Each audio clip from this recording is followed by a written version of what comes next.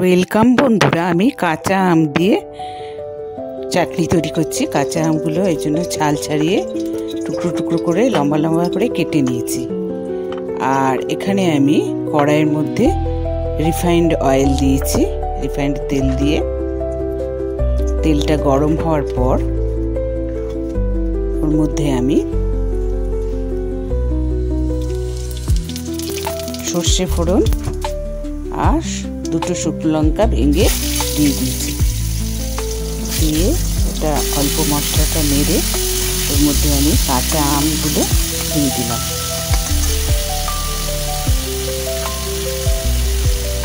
দেখুন আমি কীভাবে বানাচ্ছি। এবার ওর মধ্যে সামান্য লবণ দিলাম আর হলুদ দিলাম, দিয়ে আমি আমটা ভাজা ভাজা মতো করছি হলুদ আর নুন দিয়ে। আপনারা কমেন্টে লিখে জানাবেন খেয়ে কীরকম লাগলো। এরকমভাবে বানিয়ে দেখুন, অবশ্যই খুব ভালো লাগবে।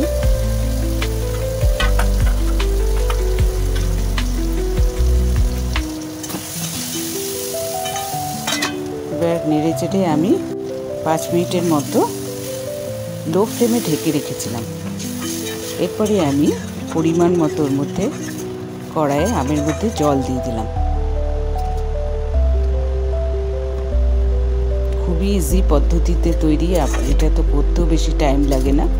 আপনারা অবশ্যই করে দেখবেন এবং আমাকে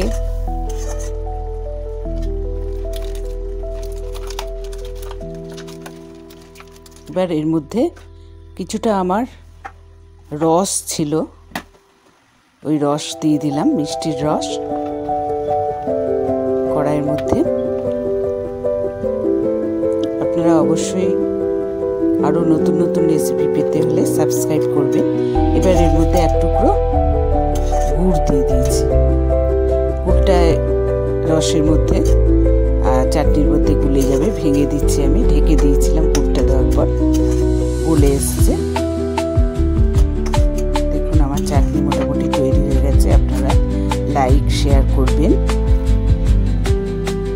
এবার এর মধ্যে একটু ভাজা মশলা দিয়ে দিলাম। ভাজা মশলাটা দিলে টেস্ট আরও সুন্দর হয়।